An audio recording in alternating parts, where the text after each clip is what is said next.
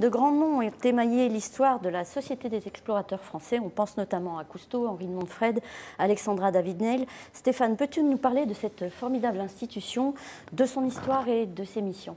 La Société des explorateurs français s'est créée il y a 80 ans, tout juste, en 1937, dans une période d'effervescence, dans le milieu de l'aventure, dans le milieu du voyage, puisque les explorateurs vont, il y a encore évidemment des terres inconnues, géographiquement parlant, mais ils vont surtout aussi à la rencontre des peuples, et j'allais dire à la rencontre des peuples dans une vision très humaniste. On sort de décennies où la conquête, ou en tout cas l'exploration a été peut-être avec certains relents coloniaux, mais là, on a des Paul-Émile Victor qui vont voir les Esquimaux, on a des Théodore Monod qui vont dans le désert, on a bref des jeunes trentenaires, des jeunes explorateurs qui en 1937 se disent qu'il faut créer quelque chose, il faut se rassembler, puisqu'en fait la mission de l'exploration, la mission de l'explorateur, c'est de le partager à travers des photographies, puisqu'on utilise de plus en plus la photographie, mais aussi le partager à travers des films, ce qui est complètement nouveau, et le partager à travers des conférences. Et en fait, diffuser l'exploration auprès du grand public pour que le grand public, qu'il habite la préfecture, la sous-préfecture, le sud, le nord, l'ouest ou l'est de la France, puisse découvrir des peuples, puisse découvrir des régions et puisse surtout aussi découvrir des milieux. Et pourtant, à l'époque, il n'y avait pas la médiatisation. Donc, comment ça se passait finalement, à part la photographie? Si, en fait c'est concomitant. En fait, c'est à cette période que, notamment, il y a Victor, mais il y a Théodore Monod, qui vont comprendre qu'en fait, la mission de l'explorateur, c'est non seulement d'explorer le monde, d'explorer les peuples, d'explorer les fonds sous-marins, les milieux, etc., mais c'est surtout de le partager au grand public en diffusant, en vulgarisant ses connaissances, puisque jusque-là, on était dans un champ de l'exploration. On peut dire les explorateurs restaient peut-être un petit peu dans l'entre-soi, dans les grands dîners et salons parisiens. Et là, on a des gens qui prennent conscience, des hommes, des femmes, j'ai oublié de citer Ella Maillard, Alexandra David-Néel, qui prennent des risques sur le terrain, qui vont voir ce monde. Et c'est un monde qui n'est pas connecté, c'est un monde où tout est plus dur, où tout est peut-être un petit peu plus dangereux.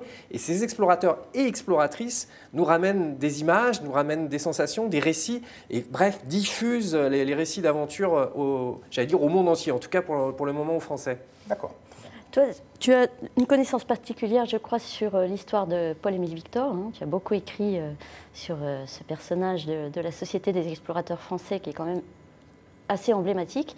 Est-ce que tu peux nous en dire plus sur justement les débuts de la Société des explorateurs avec Paul-Émile Victor? Enfin, le rôle qu'il a joué plus particulièrement. Est-il été vraiment très influent au sein de cette société? Totalement. Et moi, ça fait, figurez-vous, Jean-Bernard et Bénédicte, 12 ans que j'ai mis au sens propre comme au sens figuré, mais pas dans ceux de Paul-Émile Victor. J'ai été marcher dans ses pas au Groenland oriental. J'étais voir ce qu'étaient devenus les Esquimaux qu'on appelle les Inuits. Je suis allé aussi en Polynésie. Récemment, j'étais allé en Antarctique. Alors, c'était peut-être un petit peu plus dans le sillage de Jean-Baptiste Charcot, mais qui était son mentor.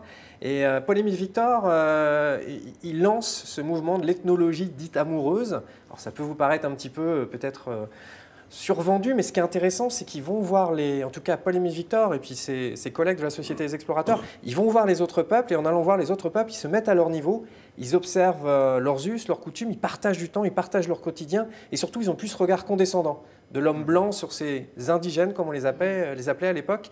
Et là, ils le partagent et après, ils le diffusent, et ne serait-ce que parce que les mots kayak, anorak, esquimaux sont entrés dans la langue française, on le doit à Paul-Émile Victor, mais aussi à ses compagnons, Robert Gessin, Fred Matter-Stévenier, son caméraman, puisqu'il avait carrément son caméraman avec lui, ce qui est totalement nouveau, ou encore Michel Pérez, qui était son compagnon et quelqu'un qui lui a permis d'aller encore plus loin sur le terrain. Bref, Paul-Émile Victor, ses compagnons se lancent dans une période qui est très effervescente, qui est très bouillonnante. On est en 1937. On voit des images d'ailleurs à l'écran. Voilà, mais ça va durer jusqu'en 1939, parce qu'en 1939, tout va être cassé, si j'ose dire, et la Société des explorateurs va renaître, si j'ose dire, de ses cendres après-guerre, et elle va d'autant plus renaître que le président Vincent Auriol va ordonner en quelque sorte le réarmement moral de la France. Et ce réarmement moral, il passe par des explorations, des explorateurs.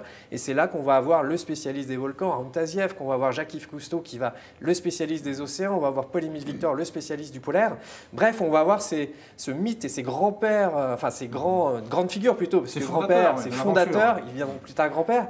Et on va avoir ces grandes figures de l'exploration qui vont perdurer jusqu'à aujourd'hui, où à la Société des explorateurs, on a plus de 250 membres, jeunes, vieux, hommes, femmes. Bref, on a l'exploration est plus vivace que jamais. Alors qu'est-ce qu'il faut avoir de plus que les autres pour faire partie de la Société des explorateurs français? Il faut être explorateur. faut en fait. Mais à quel niveau? Voilà, il y a de tout. Il Il y a Christian qui incarne l'exploration, en tout cas à mes yeux, l'exploration de terrain, le partage et l'exploration au sens le plus, peut-être, le plus, j'aime pas le mot, mais le plus, peut-être pas pur, mais le plus le plus noble. Mais vous avez aussi, on a des photographes, on a des reporters, on a des scientifiques du Muséum d'histoire naturelle, on a des spéléologues, on a bref des gens qui ont fait de leur vie une aventure et qui se consacrent toujours l'essentiel de leur vie vers l'exploration. Une forme de don de soi, finalement, quelque part. Ouais. Je pense un engagement, un mot qui est un peu désuet dans nos sociétés, mais un engagement. Et dans l'engagement, il y a des fois du succès, des fois des échecs, et surtout pas mal d'épreuves et d'obstacles à franchir.